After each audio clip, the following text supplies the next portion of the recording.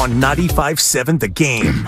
All right, the Executive Show is brought to you by The Golf Spot, the Bay Area's newest indoor state-of-the-art golf facility with coaching and technology designed to improve your game. The Golf Spot is now available for in-person lessons, hitting sessions, fittings, and private events. To book a lesson or reserve a bay, go to thegolfspotba.com. Joining us, Bob Myers. Bob Myers, President of Basketball Operations and General Manager of the Warriors. What's up, Bob? Thanks for making time for us. Yeah, thanks for bumping me up. I appreciate it. No problem. Guru, tell Guru what kind of person you are. He was like, I'm really glad they won last night, because if Bob would have come on today, he would have been all despondent. And I said, no, Bob's a pro. Yeah, Guru might struggle in this. You might burn out in a month. Hey, Bob. You just go ahead. No, I hear you. If you hear my voice, I was worried yesterday. It was rough for me, but I don't play. I'm not you. I'm not a part of the team. But when it was all said and done, I heard Steve, I heard Curry talk, and I'm like, dude, they were calm. Just walk us through how your day was yesterday, just knowing you were facing elimination. And I was like, just last year you were down 2-1 to Boston. How was your morning and day yesterday before the game? Well, I don't play either, and I don't coach. So you got to live with this inability to move things. That's the hard part. You don't have a real say in the games. I kind of wish if I did, I might feel more calm. That's what's hard about being a GM. That's why Kerr didn't like it as much. Is once the games come, you can't impact them. You do in the long term with the draft and free agency and trade deadline, but game to game, you don't have much ability to move anything in a direction. So that helplessness can be rough. What I thought last night going in, Guru, was if we go down 4-1, then we're not very good. I mean, as harsh as that is of a conclusion, if you lose 4-1 in a series, you got beat. You got beat pretty bad. You barely avoided being swept. So my thinking was, I was confident we would win because our guys have proven they respond with their backs up against the wall. But I also had a feeling of if we don't, that kind of gives you your answer, and that's how I looked at it. But I had a good feeling we would win the game. Bob Myers joining us on 95.7 The Game. He's president of basketball operations for the Golden State Warriors and also the general manager. I heard somebody ask Steve Kerr the other day about, the big three and if he gave any thought to, hey, you know what, things may change at the end of the year. This could be the last, da-da-da-da-da. And he said, no, I haven't thought about that at all. I kind of chuckled a little. I mean, please tell me you've at least given some thought to the fact that, maybe this is it. Yeah, look, I mean, I'm not going to – and Steve's coaching. He's in the middle of it. You shouldn't ask a coach anything in the middle of a playoff series. It's just not – their brain is completely focused on what's at hand that day, that night, the next day. Yeah, I mean, I also could say the same. You get asked these questions, people – you rightly so. You're in the media, both of you guys. You're allowed to speculate. It's part of your job. You can think about it. I will say this: I wouldn't trust anybody's answer in the middle of the playoffs because it's an emotional answer. You might get a different answer after a win versus a loss. You ask somebody a question after they lose or win a series, it's going to be completely different, and that's not really rational. So you got to wait until things have been decided, and even have some time to breathe, and then you're probably thinking clearly. So I believe Steve, he's probably just trying to figure out how to pull Anthony Davis out and get him out away from the basket, and he's not thinking about what happens after you win or lose the series. And it's a fair thing for you to wonder that he doesn't, but I got to be honest, these coaches get pretty myopic. They get pretty locked into that game, that series, and really can't focus on anything else. Bob, you were kind enough to explain your relationship with Draymond Green when guys like me from afar sometimes say, okay, it should have been handled this way or whatnot. But I told Stein, he asked what stood out to me about last night's game, Bob. But that's got to be the reason. Draymond's force and intensity, it was incredible, Bob, and I'm hoping we see that tomorrow night. But can you speak about just what he brought just from the get-go last night? Because to me, it was incredible. Yeah, he has I guess I keep saying the same thing over and over, but his competitiveness, his kind of indomitable will to win it's real. I mean, people don't need to hear me say that to believe it. I mean, if they watch us, they've seen it over the last 11 years or however long he's been here, 10 years. So that's true, Guru. What's hard is to muster that up every night. That comes with effort and energy, and Draymond do that every night. It's not that simple. But I do know that he does when required. You remember his Game 7 when he lost to Cleveland, 2016. Mm-hmm. That was one of the best Game 7s I've ever seen. And you too would say the same, who watched a lot of basketball. You look at his numbers in that Game 7 loss and how well he played when we were up against it, trying to finish a series at home against a good team. I think he had 30, 15, and 10. It was insane. He had 5 threes or something like that. So this is a guy you want in your corner when everything's on the line. You almost can't find. There's athletes that you both know and probably have watched where, like a boxer, you have to knock them out. You have to knock Draymond Green down and out because he's not going to, in the moment, give in. That's not to say it hasn't happened. We've been beaten. But at the same time, a guy with that intensity and emotion forces you to be at your best to beat him. Bob Myers joining us on 95.7 The Game. He joins us every week. And here's one thing that I'm wondering about with you guys as you head down to Game 6. Like, entering the playoffs this year after the season you had, did you have any expectations going into this postseason? Yeah, I mean, I guess it's a personal thing as far as what you think we could be, and I don't presume to know the perfect answer to that. The Kings pushed us pretty far. The Kings team was a really good team, and they earned that 3 seed, and I think 11 wins on the road doesn't give you a ton of confidence. So then you fall back on who's on the team, what have they done in the postseason, can we ramp it back up? Last year we did. Repeating is hard. What would we look like this year? How would we be healthy at Wiggins? All these things, Peyton coming back. I can't, nor could you two, guess what it's going to be or what it is. It's just a guess, man. I wish I could tell you I know what's going to happen. I guess I do know who these guys are. I know who Steve is. I know how well he's done as a coach in the playoffs. You'd have to be not very bright to not know what Curry does. And some of these guys, Draymond, Clay, all these guys, it comes down to the people. You guys have played sports. It's who's on your team, who are they when it gets hard. And a lot of the guys on our team have shown they can push through that tension of the playoffs, that difficulty, that pressure. They've met it. And so I have confidence in that. But that's all you can do. And then you get to watch, right? That's the beauty of sports. It's not scripted. And you see what you're made of. The best thing about the playoffs is it's the height of it all. And for someone that evaluates our team, you get to see all the questions get answered as long as you're healthy. When you're not healthy, then it gets tough because you have to asterisk everything and say, well, if we were healthy, maybe this. But when you're healthy and you win or you lose, that's the answer to the question. Bob, as you know, the Lakers they're a great defensive team. They came into the playoffs. They earned that. And I'm looking at Clay and Jordan Poole, and we can say, right now they might be struggling with their shot. I'm just wondering, Steiny has this saying about Clay, steady Clay is what we need. But when you got a guy kind of struggling and tomorrow's a big game, you win or you go home, do you worry about, these two players doing too much? Do you talk to them, or do you just let them work it out and let the chips fall where they may? How does that process work? Yeah, I mean, I talked to Clay the other day and said just let it come, but that I don't think that changes his approach. He knows what he's doing. He's done this a long time. I mean, if that helps him, great. If it doesn't, fine. It was 10 seconds of our lives. So you just keep moving. Jordan, same thing. He's been around. He's won a championship. Those guys are both champions. They've played in the NBA Finals. Clay's played in 6. So, what do I say? It's more supportive. It's more kind of like if they want to talk, you listen. They've got people on the coaching staff, but they know what the deal is. They know what they need to do. I have no doubt they're both trying to do it.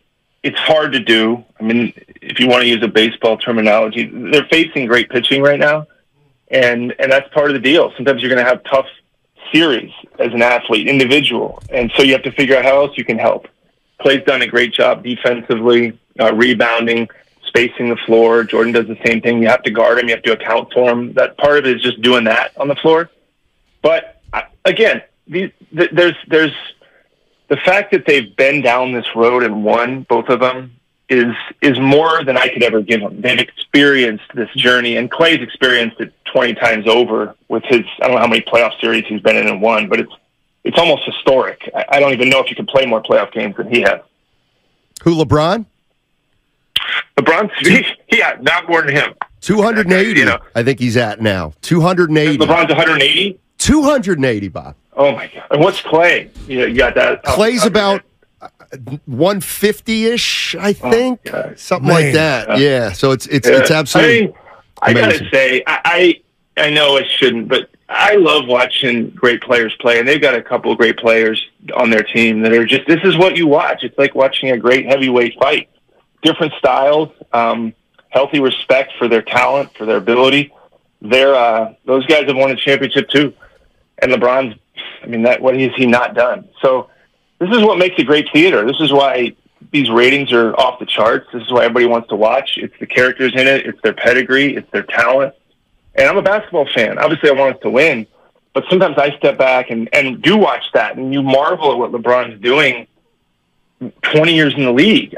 You got to appreciate that a little bit. You do as a basketball fan a little bit. It's like, wow, this is history. This guy's he's scored more points than anybody in the league ever, and we're playing in the playoff series. Enjoy that.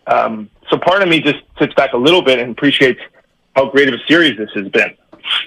Hey, Bob, the one thing I was reading Sam Amick's story today, and this is the stuff that fascinates me. He brought up the team inquiry website, and we all know that the coaches play the gamesmanship game with the officials, and I know they always sent clips of stuff they want looked at. So I found out today, if he's accurate, that there's the team inquiry website where teams tell the league to look at stuff, and if the league, then the league either does something or not, and it's transparent so that everybody can see what every other team is doing. I had no idea about that.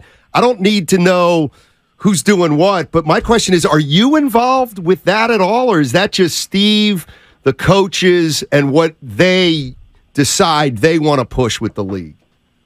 On stuff like that, it's more coaches because, if I'm being honest, I don't review the angles of what was a block charge or a screen call. They do, and when you submit stuff, sometimes it's not with animus. It's just, can we get some clarity on this and understand it? And Steve is very, as you can see his comments, he's kind of takes this approach of he really cares about the NBA. And I know people may perceive it as he's attacking his opponent, but Steve really has a passion for the game and the purity of it. He just does. So he did it when he was a broadcaster. He cares about how the league functions, how the league looks. And so a lot of times he just says this would be better for the league, and that people can take that any way they want. But a lot of, if it's a specific kind of call or interpretation, that a lot of that times comes from the coaches. But when Draymond got suspended, I don't call the league on stuff like that because they have their rules, right? I didn't say, well, he should or shouldn't. So it is interesting, I suppose, from the standpoint of, I think it's great that if somebody submits something, the other team sees it. And the NBA implemented that, Matt, probably, I bet that's been 10 years.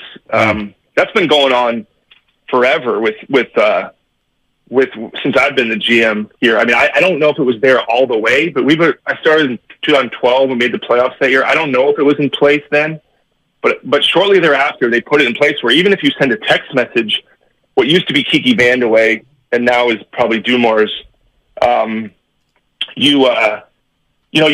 see it, and you know that it's no surprise, and I think it's a good thing. So it's fair, and the league does it because they want the other team to know what is being said and to receive it, and that's how the whole thing goes. Bob, I don't have to tell you, but I got to share with you my thoughts. Life is amazing, and let me tell you why. I'm watching the game, and I'm watching this series, and you guys made a decision last year not to bring Gary Payton II back. You reacquire him.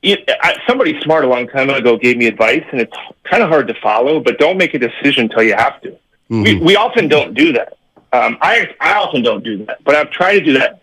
It's good advice, honestly, when you make any decision. When you two make a decision, when I make a decision, there's a time when you have to make it, you make it.